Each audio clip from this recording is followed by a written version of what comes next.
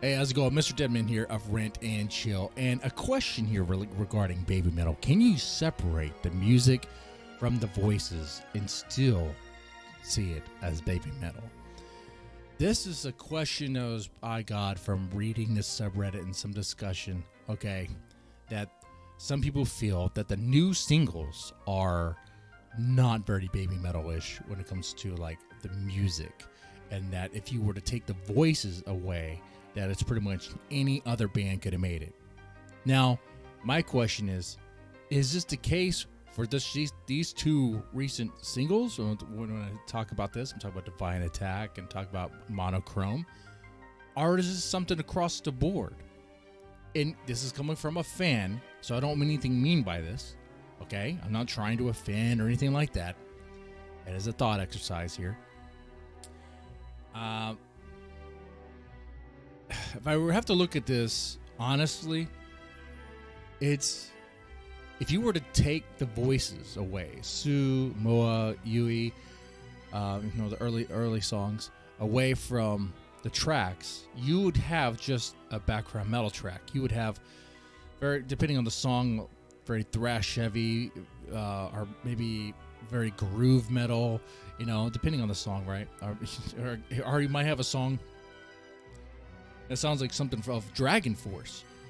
And if you didn't know what that song was, and you heard that track, that metal track, I don't think you would know it is supposed to be kawaii metal. I don't think you would know it's supposed to be baby metal.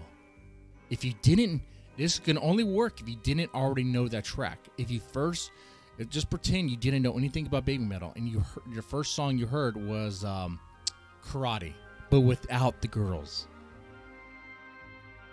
Like, how would you know that it's kawaii metal? How would you even know? There's no indication of that.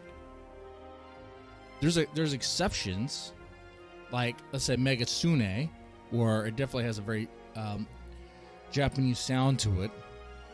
But I don't know if you would say, oh yeah, that's baby metal. It could be any number of Japanese groups.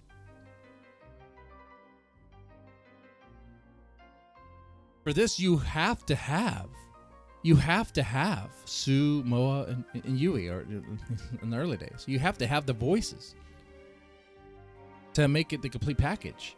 But the same could be said with a lot of different bands, a lot of different groups, where if you take out the core sound, it's not going to be the same anymore. It's a totally different thing, or it's hard to recognize.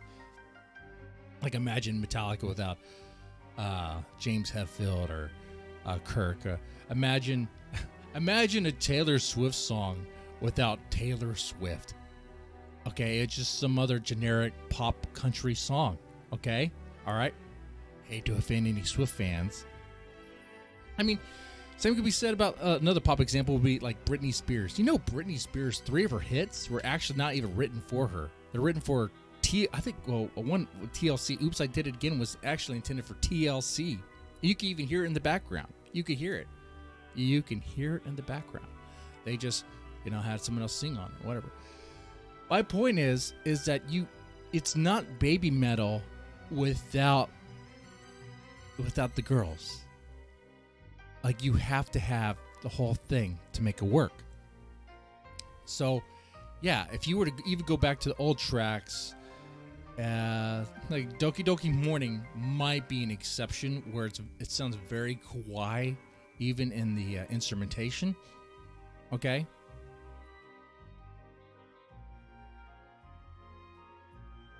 But if you were to take out their voices, I don't think you would know what band it was supposed to be for.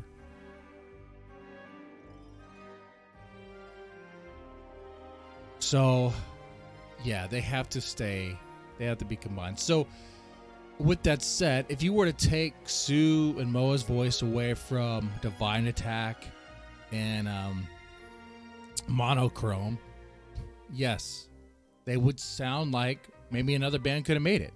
But the same could have been said about Karate. The same could have been said about, that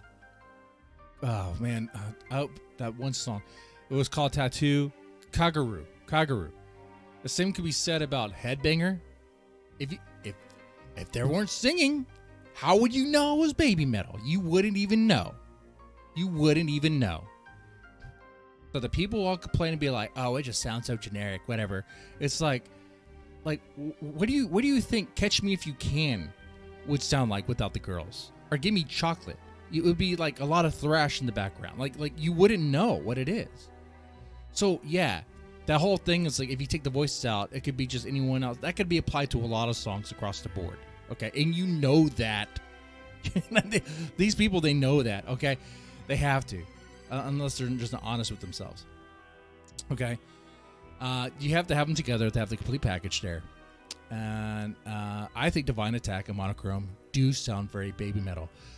Now, I'll say that with this, I think the kawaii factor has been reduced. And I have a feeling that this new album, the kawaii factor will be very reduced.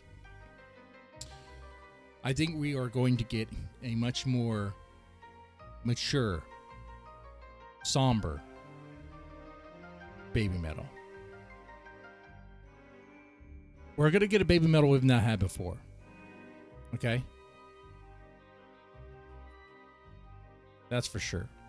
The Doki Doki Morning stuff is not happening in this album. I don't see it happening. You know, if it happens, what am I supposed to do? What do you guys want me to do? You know, I will bet that it doesn't happen. You're not going to get a Doki Doki Morning. You're not going to get a Papaya on this new album. It's going to be much more mature. It looks like they're using a lot more of metalcore stuff than thrash and, you know, I guess other things. I don't know. It's definitely heavily. It's the music sounds more processed than previous.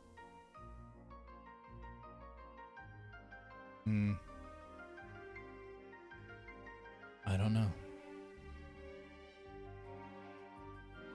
Maybe I'm wrong, but I think it's going to be much, much more mature. And maybe that's something that some naysayers may not like, but I think it's good for them to explore it. Already with these two songs, we have Divine Attack and Monochrome.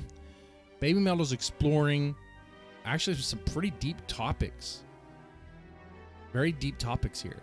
Okay?